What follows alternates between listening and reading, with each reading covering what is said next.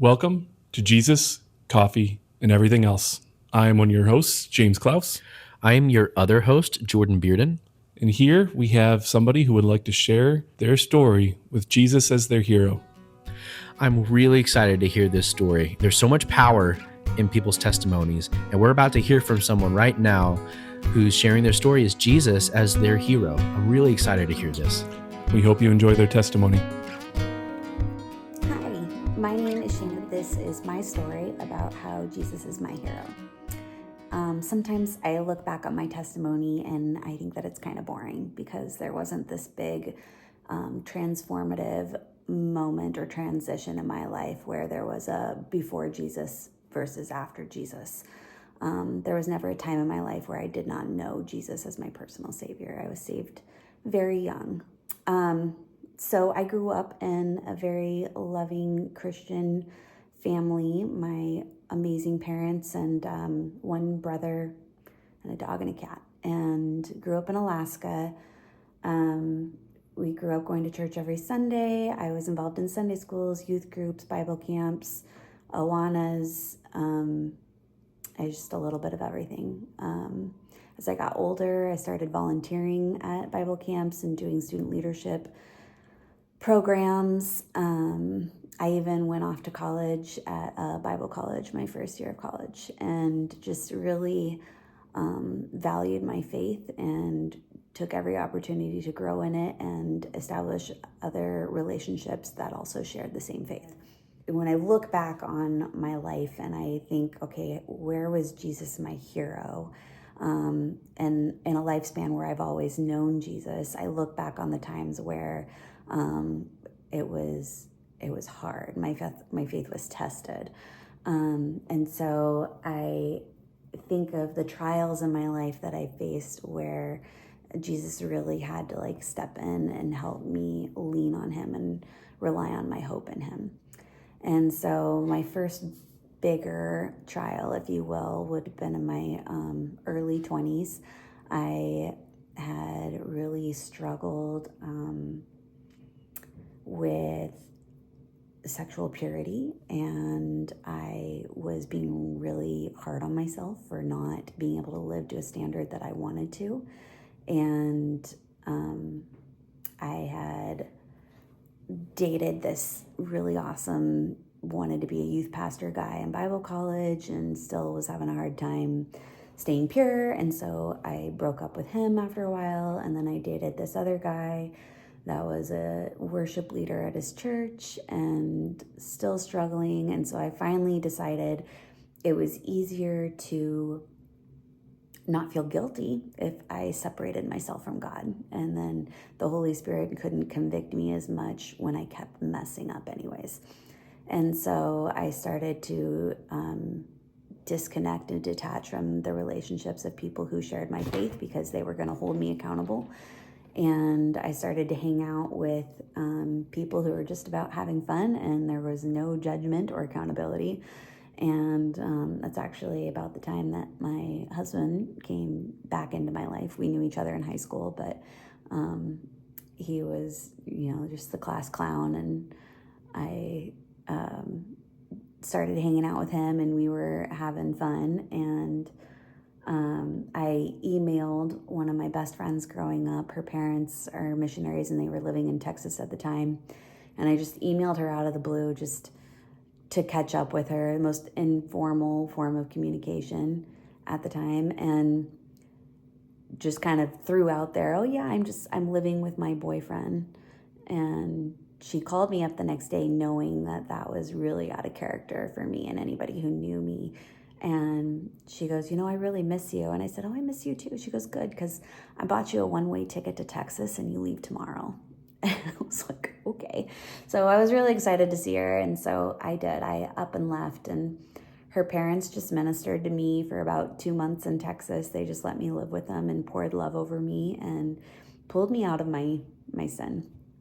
And so I just had this moment. My mom was really upset with the direction I was going and the choices I was making. And so she would just call and cry and beg me to just come home and let her love me while I was living with my boyfriend at the time. And my heart was hardened to that. I just was hardened to her tears and her love, and I just felt like it was just judgment, and I was never going to live up to the standard that they wanted for me. And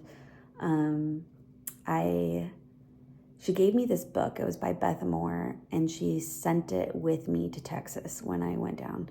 And there was a section in the book. I had a slow day at their lake house one day and finally cracked it open.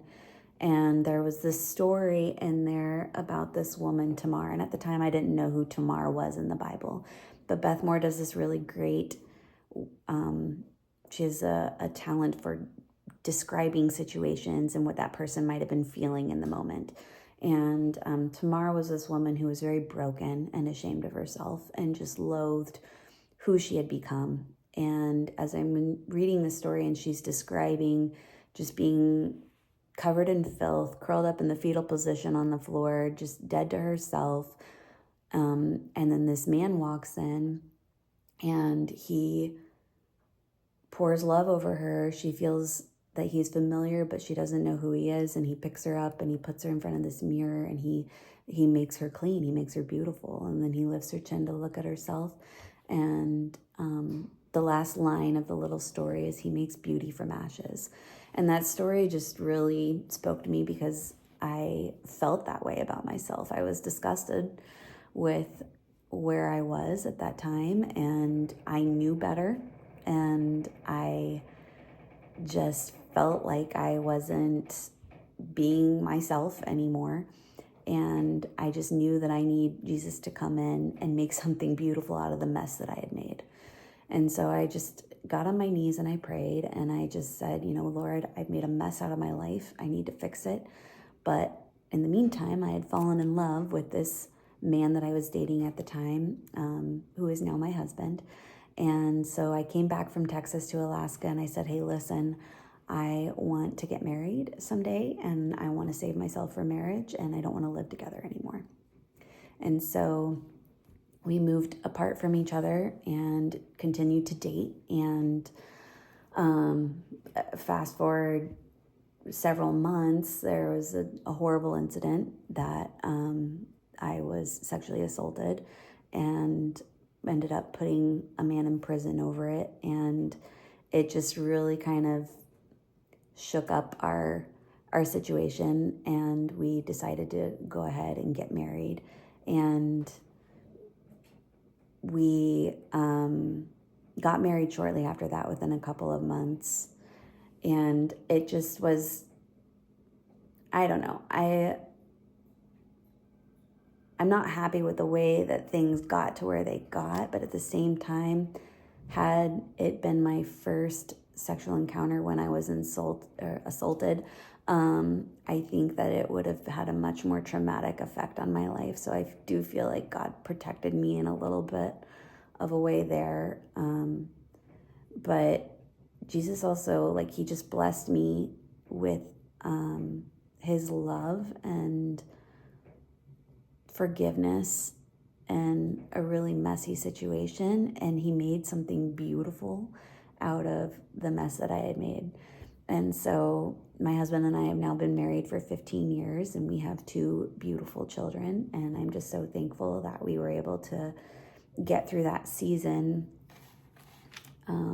for the most part unscathed. By the grace of God, I didn't get pregnant before I was married, and there are just so many situations that it could have gone differently, right? And I just really try not to take that for granted, and I try not to bring any judgment when I'm talking to other people in similar situations. And it also taught me to recognize when people's hearts are hardened and when they're softened to God's voice. And so that's been, it's been really interesting. And so another trial that we endured shortly after that, that God has just really rescued me throughout and strengthened my faith in by developing perseverance in it, was we had my son shortly after we were married.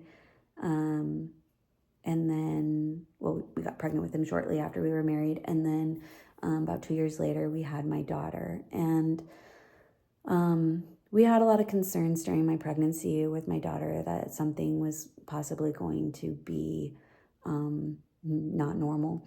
And so at first they were telling us that she had Down syndrome, and they wanted to do all this extra testing. And I was like, I'll find out in a few months when she's born. I'm not going to do anything invasive in the meantime.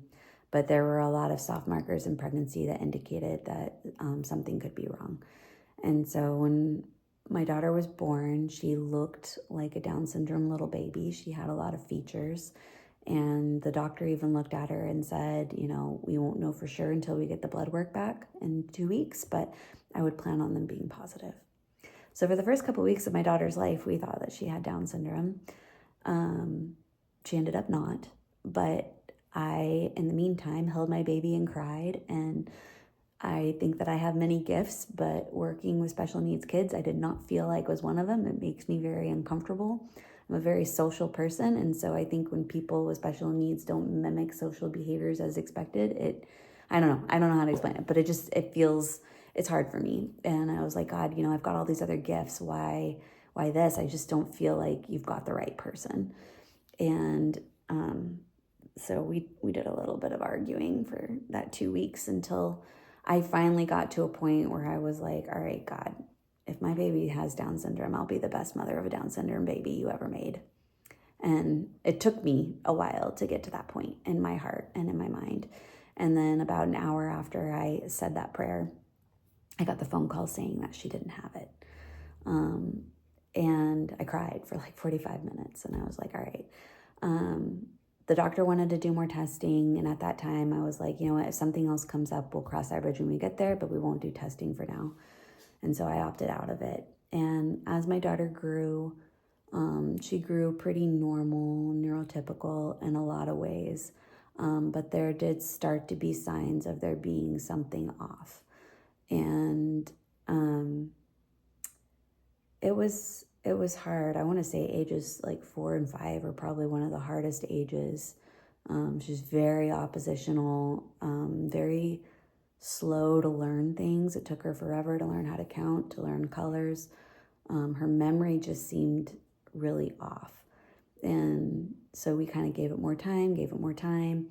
Well, then I tried going back to work for a while, but when she was in childcare, she was just in trouble all the time.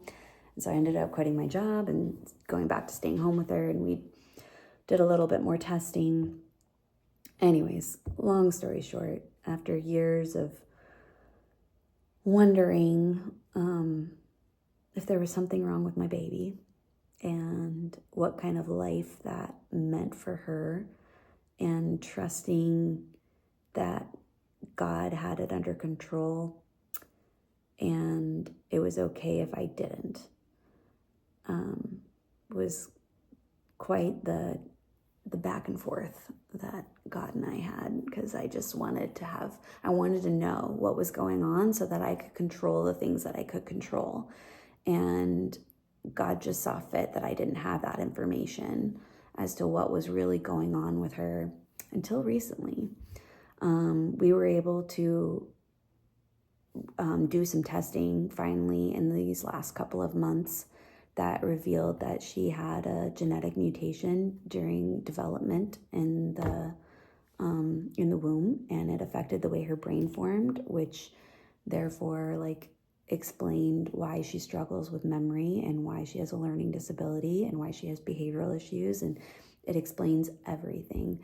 But it's like God waited for me to get to that point where I had to be okay with not having control in the situation and to be at peace with that before he let me have access to that information. And it ended up being a total God thing, because it turns out that the correlation between this gene mutation that she has and what's going on with her wasn't even discovered until 2019.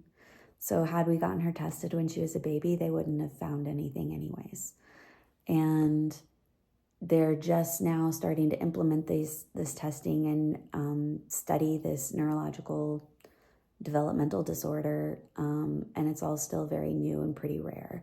So it's just been really interesting. The doctor that ended up ordering the test for it had just moved into the clinic that we go to. She'd only been in this clinic for 2 months before I went to her doctor and was like, hey, I want to do some more testing. And she's like, awesome, we've got this pediatric genetic neurodevelopmental specialist. And I was like, okay, perfect. So I don't know, it's just like the way everything worked out and panned out just was right on time for God's timing. And I found comfort in that, because just knowing that God cares about the things that we care about shows how tender-hearted he is towards our hearts and what matters to us. And my daughter is exactly the way that he designed her, and for a reason. And mine and my husband's parenting journey with her has been interesting and funny and trialsome and just a beautiful mess in its own way. And God's just taking that and making something beautiful out of it.